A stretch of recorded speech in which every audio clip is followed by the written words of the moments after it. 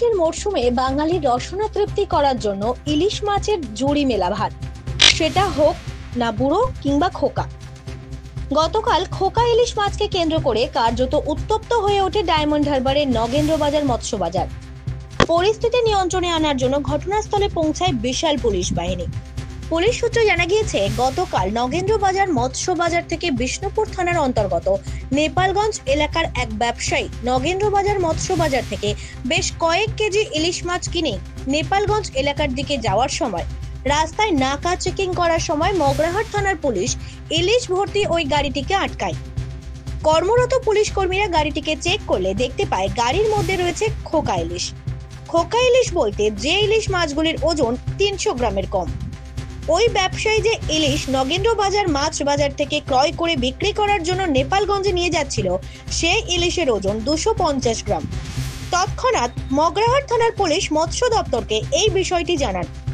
মৎস্য দপ্তরের আধিকারিকেরা ঘটনাস্থলে পৌঁছান এবং ইলিশ ভর্তি ওই গাড়িটিকে আটক করে। মৎস্য দপ্তর সূত্রে খবর, ওই গাড়িটির মধ্যে 240 কেজি খোকা ইলিশ ছিল। মৎস্য দপ্তরের কর্মীরা ইলিশ ভর্তি ওই গাড়িটিকে মগরাহাট থানা থেকে ডায়মন্ড হারবার নগেন্দ্রবাজার মৎস্য আড়তে নিলাম করার জন্য নিয়ে আসে। এরপর শুরু হয় সমস্যা। নগেন্দ্রবাজারে হাজির হন ওই মৎস্য ব্যবসায়ী এবং ওই ব্যবসায়িক কর্মীরা। ইলিশ ভর্তি ওই গাড়িটিকে আটকে বিক্ষোভ দেখায় ওই ব্যবসায়ী। এরপর মুহূর্তের মধ্যে উত্তপ্ত হয়ে ওঠে পরিস্থিতি নিয়ন্ত্রণে আনার জন্য ঘটনাস্থলে পৌঁছায় ডায়মন্ড হারবার থানার পুলিশ। এই বিষয়ে ডায়মন্ড হারবার পুলিশ জেলার পুলিশ সুপার বিশপ সরকার তিনি বলেন, আমাদের মগরাহাট থানা এলাকায় একটা ইনসিডেন্ট ঘটে। ডিউরিং নাকা থেকে আমরা একটা গাড়ি সিজ করি, সেখানে খোকা ইলিশ আমরা সেটা ছিল। আমরা প্রত্যেকেই জানি যে এই খোকা ইলিশ একটা নির্দিষ্ট ওজনের কম ইলিশ ধরাটা সম্পূর্ণ বেআইনি। তো সেটা ধরার পর যেটা ডিউ প্রসেস আছে, ডিউ প্রসেস হচ্ছে ফিশারিজ ডিপার্টমেন্টকে ইন্টিমেট করা হয় এবং তারপর ফিশারিজ ডিপার্টমেন্টের উপস্থিতিতে এই খোকা ইলিশটা ডায়মন্ড হারবার যে মাছের আড়ত আছে সেখানে গিয়ে অপশনিং করা হয়।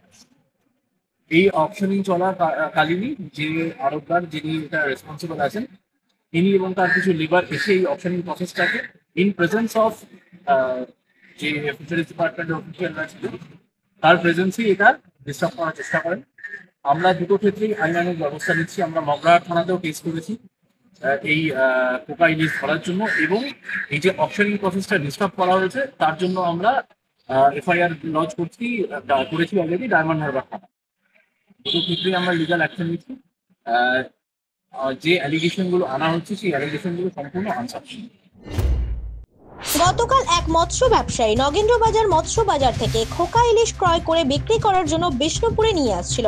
সেই সময় মগরাহাট থানার পুলিশ নাকা চেকিং এর সময় ওই গাড়িটিকে আটকায় এবং গাড়িতে চেকিং করার সময় মগরাহাট থানার পুলিশ দেখতে পায় ওই গাড়িটির মধ্যে রয়েছে বিপুল পরিমাণের খোকা ইলিশ। এরপর গাড়িটিকে আটক করে নিয়ে আসা হয় মগরাহাট থানাতে।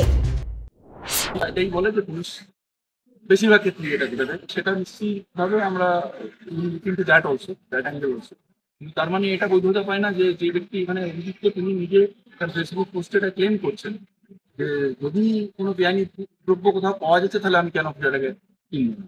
এটা কোনো জাস্টিফিকেশন হতে পারে না। বিভিন্ন নিষিদ্ধ মাদক যদি কোথাও পাওয়া যায় বলে আমি কিনেছি এটা বলে কেউ কাউকে জাস্টিফাই করতে পারে না। সেটা প্রপার যেটা স্যার বললেন সেই দুটো কেসের প্রপার তদন্ত করে আমরা সকলে খবর দেওয়া হয় মৎস্য দপ্তরকে। ঘটনাস্থলে মৎস্য দপ্তরের আধিকারিকেরা ইলিশ ভর্তি গাড়িটিকে বাজেয়াপ্ত করে এবং নিলাম করার জন্য নগেন্দ্রবাজার মাছ বাজারে নিয়ে যায়।